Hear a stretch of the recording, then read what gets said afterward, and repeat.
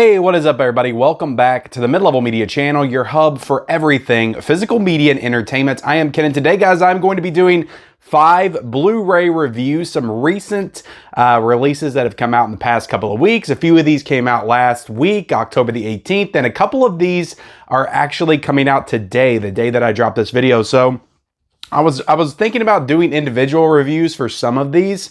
But I was just like, just due to time constraints, I was like, why don't I just do all these together? These were all sent to me to review and talk about with you guys from Synapse, MBD, and Lionsgate. So I've got a lot of good stuff. And what I'll say right off the top is I would recommend all of these, actually. I would recommend every single one of them. I'm going to let you know why I would recommend them here in a second, but I would honestly recommend all 5 of these Blu-rays, and they are all currently $19.99 on Amazon. I will link all of those down below. So yeah, I got some really cool stuff to talk about here today. But before we get into it, guys, and I know I've got a little bit of a different like background and location. I came over here by my movies to just kind of chill and relax with you guys, and again, talk about these movies in a very casual way. But before we get into it, I need to ask, if you are not yet a subscriber to the channel, subscribe to the channel. We talk about Blu-rays and 4Ks. If you like this kind of stuff, physical media, you will definitely enjoy this channel. So hit the subscribe button. Also, be sure to like this video and comment down below, guys, of all these that we cover. What are you the most interested in? What have you checked out? What's your thoughts on some of these movies?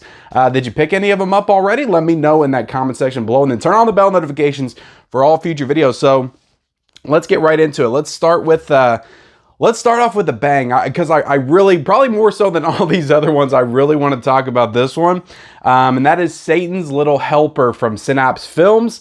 Hopefully I said that right. I always mess up the Synapse name, so I apologize. If anybody from Synapse is watching this, I apologize. You guys know what I mean at this point. It's them right there. Synapse. Synapse. I think I said it right the first time, actually. But anyway, this is a movie that came out in 2004, directed by Jeff Lieberman. So I wasn't too familiar with him. He made this little horror film back in 2004, actually the year that I graduated. But I never really heard of this film, at least not back then, but I feel like I've seen the DVD covers since. But it always looked like super generic and just something that you would pick up at like the Dollar Tree, so I never really checked it out. This was an interesting watch for me. You also have Amanda Plummer in this movie that plays the mom, and she's at the beginning of Pulp Fiction. She's the girl that stands up in the diner and says, I'll shoot every last F&Y. I can't remember the line. I'm horrible with remembering quotes nowadays. It's really bad. But she's like, I'll execute every last one of you, or something like that. That's what she says. But anyway, that's the same actress. She's in this movie. Also got Catherine Winnick, who I don't know anything about. I mean, I don't think she went on to do much after this movie, to be honest. But yeah, this was an interesting watch, because when I started watching it about 30 minutes in, I was like, this is just really bad. This is just a really bad movie. It's just one of those, I wouldn't even call it like schlocky. It honestly, it reminded me so much of just like a generic horror movie that I would pick up at the Dollar Tree. It was just like very, very low budget. And I want you guys to understand that going into this. This is extremely low budget from 2004. And, you know, I don't know. I'm sure there was a little bit of budget behind it. Like you could tell in certain scenes that they were well executed enough. But yeah, just very low budget. So you guys need to understand that. And that doesn't really change throughout the course of the film. The only thing that changed for me is just my understanding of what this movie was and what they were trying to do. And what happened was it was probably around the 35 to 40 minute mark. I can't remember when the scene was, but once they got to the shopping cart scene, if you've seen this movie, you'll know exactly what I'm talking about. I was completely on board after that. I was like, okay, it just all clicked for me. I understand exactly what this movie was. I understood the tone. I understood exactly what they were going for. And from that moment on, I was all in on this movie. And when I got to the end of it, like I actually really kind of loved it. And again, it's super low budget. So when you go into watching this, just understand that you're going to be kind of like scratching your head. Like, what am I actually watching? Like the performances, acting wise, everybody's pretty bad. Like Amanda Plummer is trying. She's really kooky and zany in this movie as the mom. But the girl, the actress in this movie is horrible. She's like trying to do some type of like, she's like dressed up like a Renaissance woman. That's like her Halloween costume. She's trying to do this accent the whole movie, and it's like completely off, and it's just like she's not good at it at all. The little boy that's in this movie, I don't want to say he's bad. He's a kid actor, but he's not the best in this film. But I kind of think that his relationship with the Satan character, which we'll get into in a second, actually does have some nice, like, sweet moments in the film before it all hell breaks loose. But yeah, you're following this. This movie's interesting because the killer of this movie just kind of doing everything in broad daylight. Like when you meet him, when you're first introduced to him, he's just killing people on their front doorsteps in this town, and like nobody is noticing. It's interesting because the whole time you're with this guy, and he's like, it's kind of like a misidentity type of storyline, because the girl's boyfriend, he gets taken out of the picture, and she thinks that the guy that in the Satan mask is her boyfriend for like half of the movie. So there's a lot of fun moments and scenes involving that between her and him, and also the little boy as well. Well, actually, the little boy knows who it is for the whole movie. So it's just it's a cool little movie. And again, there's a lot of, like, you watch this as a horror comedy, I think you'll enjoy it a lot more. But you get to some moments like in the last like 30 minutes, especially that like party at the end, whereas the mom all taped up. I'm not trying to spoil too much, but and there's just some really hilarious moments. There's some moments in this movie I was legitimately laughing out loud, and not at how bad it was, but like there's some like real moments of comedy in this movie. I think that they do nail the comedy pretty well. There's a little bit of tension here as well, I would say. It is cool that the killer does not reveal himself in this movie at all. He does not reveal himself. He kind of relies on body language to convey his personality, and he has a ton of personality. Like, he's not a stoic killer like Michael Myers or Jason, because they don't take their mask off or talk the whole movie either. But you get so much from this character in terms of personality just through the body language of the performance. So yeah, I really dug this movie. There's some twists and turns at the end, all that I kind of saw coming, but some good twists and turns. Again, super low budget, so don't go into this expecting like some kind of like masterpiece. It is straight to DVD quality from 2004, and it doesn't really aim to be much more than that, but there's some really interesting ideas in this movie. I think Jeff Lieberman also wrote this, and yeah, just some good stuff. Like, I really enjoy this one. There's a cool special feature, and I think it's brand new to this release because this is the first time this has been put out on Blu-ray. I will say about the transfer, it's not the best. There's definitely some moments of like real like low resolution and quality to this Blu-ray. Some moments that you could tell that they just couldn't quite get the remastering done on it. So the Blu-ray transfer itself isn't the best, but it has to certainly be better than the DVD. But really cool special feature with the director and the cast and crew talking about this movie, and it's a brand new feature. It's about 35 minutes long, so some really interesting stuff talking about the making of this movie and just how the idea came to be, the director talking about it. So really cool release by Synapse, though. I do recommend picking that one up. Again, that link will be down below. Also watched The Kindred. Just got done watching this one actually before I came in here to film. This is a Synapse release as well, just released today.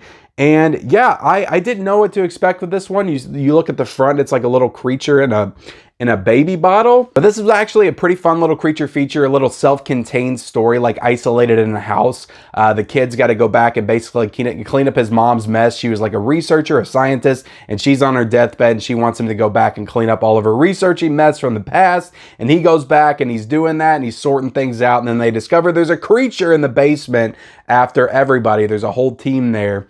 So it's a pretty cool little movie. I did enjoy this one quite a bit, and this transfer by Synapse was incredible. This is a movie from 1987. This was directed by Jeffrey Obro and Stephen Carpenter. Sorry if I'm all over the place with this reviews, guys. Stephen Carpenter's not any relation to John Carpenter, I don't think, but he has done some stuff other than this film in the past. But yeah, I enjoyed this movie. Again, from 1987. The Blu-ray transfer by Synapse was spectacular. And I think that this was the first time this has been put out on Blu-ray. It was actually put out last year. A steelbook was put out back in late 2021. I think it was put out in December. But they're doing the standalone release right here, just the regular Blu-ray release now for this month. But it was just put out on Blu-ray for the first time with a new 4K scan and restoration. Not a 4K, but a 4K scan on a Blu-ray. So that was put out last December. And before that, I think it hadn't been put out since VHS. So really cool that they decided to go back and give this one another look and a transfer, and a solid transfer at that. It's a really great release and looks fantastic. There's a lot of cool colors in this movie, a lot of greens, a lot of like neon greens and pinks and stuff. There was moments that kind of reminded me a little bit of From Beyond, which I believe came out in the exact same year this one did. So yeah, I really dug the kindred. The characters were a little bland to me. I didn't really get into all the characters and the little relationships and dynamics between all of them, but I thought the creature effects were really fantastic, and it actually developed into a pretty cool little creature feature by the time we got to the end. So the kindred, I'm sorry, I almost said the creature, but the kindred is a really solid release from Synapse that I do recommend that you own. Let's talk about Falls. So these next two movies I'm going to talk about, I already reviewed them with my wife on our channel, Married with Media. I have that link down below. So if you want to get into my more in-depth thoughts on the actual films themselves, you can go to that channel and check out our thoughts on it. But yeah, we watched this one last week. I really enjoyed this one. This is, again, this was put out by Lionsgate. And yeah, I heard there was a lot of hype going into this one, and everybody said you had to see this one in the theater. I completely understand that. After watching, I was like, this movie probably would have been pretty damn awesome in the theater in like IMAX or something, because it's about two girls. They're climbing a tower that's like 2,000 feet tall, and it's an old rickety tower that's getting ready to be torn down. So it's all like, you know, rusty and stuff, and then it starts falling apart as they're climbing up to the top of it, and they have to figure out how to get back down. So it's really kind of like a survival type story. But the performances are really great. It's a little cheesy in parts, I would say, and there's a lot of stuff that you have to suspend your disbelief for sure, because you're watching this, you're like, how in the hell are they actually doing this? It's just not believable at all that these two girls would be able to pull off some of the things that they do in this movie, but overall, really enjoyed it. Edge of your seat thriller. Do recommend that you pick this one up for sure. And it's got some, got a few special features in it. It's got a music video. It's got a making of documentary, audio commentary. So Lionsgate really put a lot of cool special features on this one as well. And it looked great on the TV as well. It just looked really, really solid Blu-ray transfer on this one. And you also get a digital code with this one as well. And I really like the slipcover. I'll show off the slipcover real quick. It's all embossed right there on the fall. And I guess I'll show you all the back as well. I mean, I don't think I've showed these off on the channel yet. The first two I did from Synapse, but all right. So yeah, I'll go ahead and show that off real quick. But yeah, Fall, I do recommend you pick that one up. Let's get into the next Blu-ray that I have to talk about. This is a divisive one. I feel like people are falling on the side of either hating this movie or loving it. I definitely feel like I heard more negative stuff about this movie than positive before I watched it. But again, me and my wife did a review of this one last week on the channel, so you can go check that out. I will link it down below.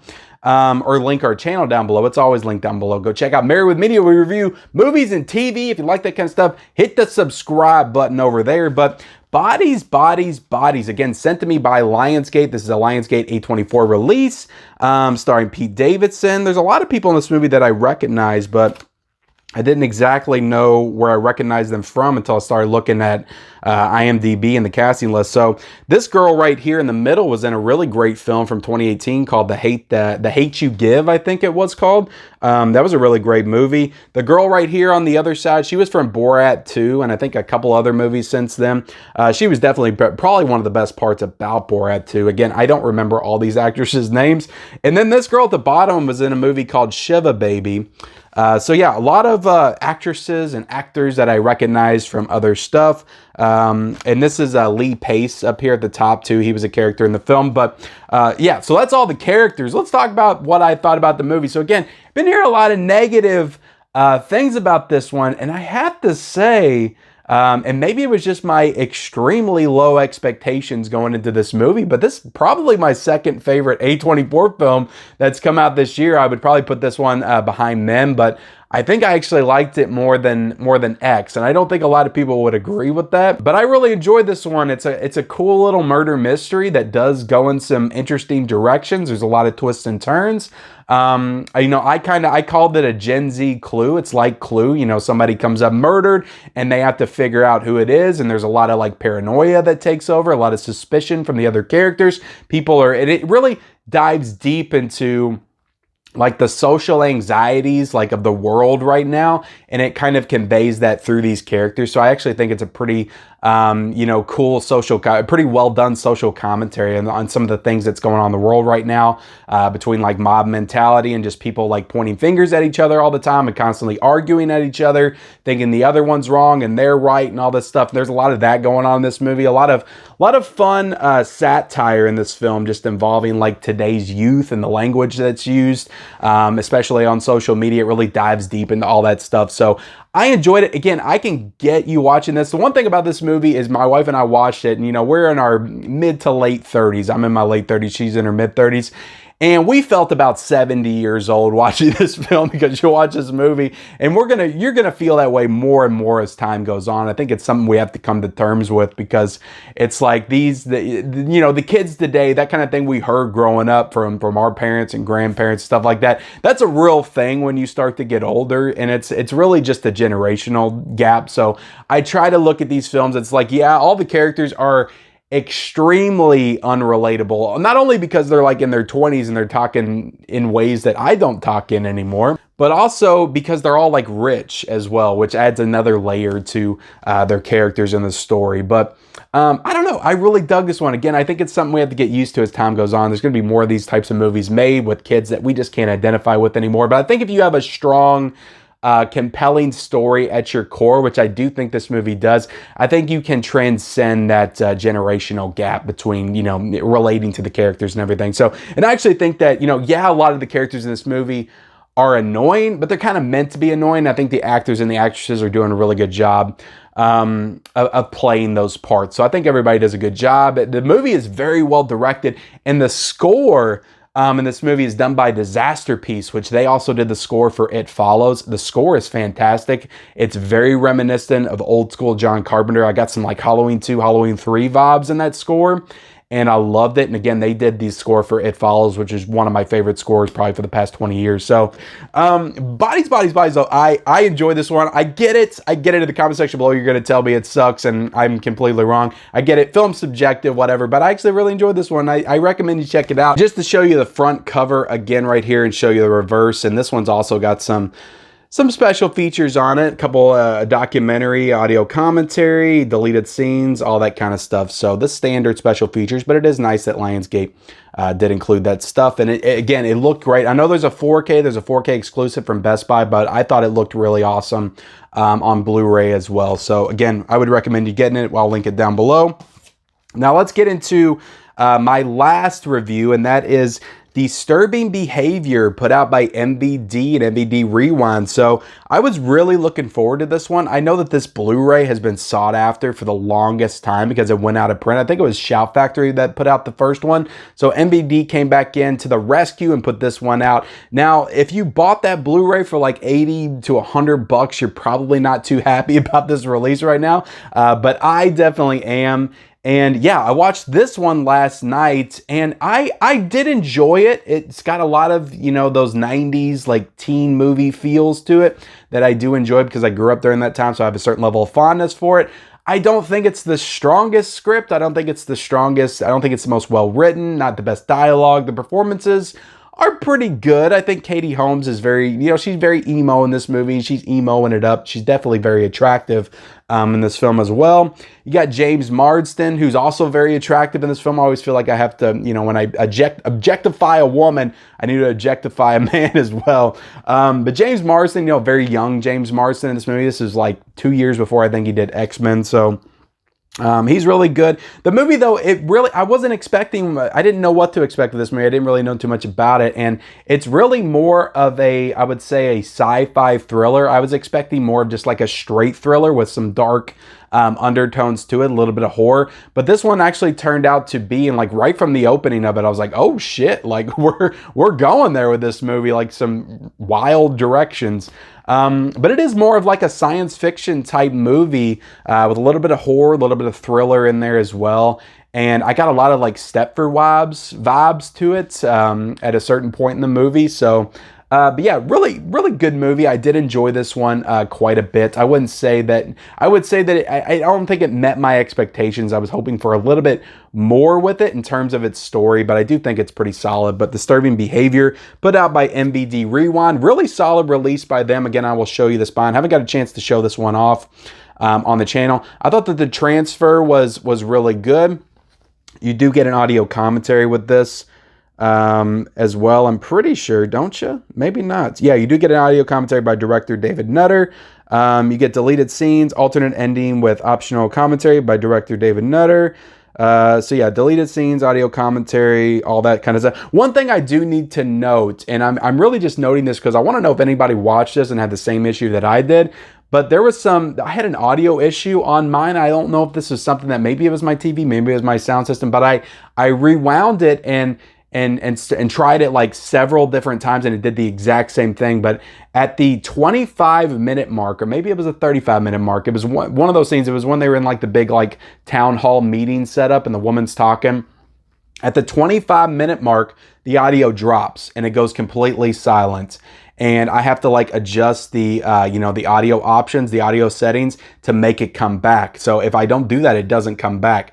But it's like right at that moment, the audio dropped completely. And I rewound it. I tried it like 5 or 6 times. And it was right at that specific moment at the 25-minute mark that it dropped every single time. And all I had to do was like redo the audio and it came back. But I don't know, it was just really weird how that happened. I never really had anything like that happen to me. So if that happened to you, let me know in the comment section. But that's really the only, big negative I could critique this release on. But really solid release by MVD. Again, you get the reversible cover art right here, which I don't like as much as that. The original poster is really cool. So that's definitely the artwork and the way to go with this. But yeah, I already had that flipped. I'll show you the disc right there. MVD's always got some really cool discs, the way that they set those up, kind of almost like a VHS tape. And then you get a nice little poster in here as well, which is always a nice touch. I wish more, labels would do stuff like this. Just little posters inside. Arrow Video usually does it. So just a nice addition to it. And again, yeah, you got that reversible cover art of the original poster right there. So, but yeah, that is Disturbing Behavior from MVD. Again, I would recommend that you grab this one. Again, audio issues, but beyond that, it looked great on Blu-ray. I thought this was one of the best looking MVD Rewind releases that I've ever seen. They really did a good job of cleaning up this this picture and really great picture quality. So, and you got that nice little Be Kind, you got that B over there, Be Kind Rewind sticker, which is always a nice touch for the MVD releases. But there you have it, guys. That's all my reviews. I know I was all over the place, but I wanted to get my thoughts on all these releases out. I did watch them all, so hopefully you enjoyed this. Let me know if you did in the comment section below. Also, let me know your thoughts on all these releases, if you're going to pick them up based on my recommendations. Subscribe to the channel, like this video, and follow me on all my social media accounts. Turn on the bell notifications, and we'll see you next time.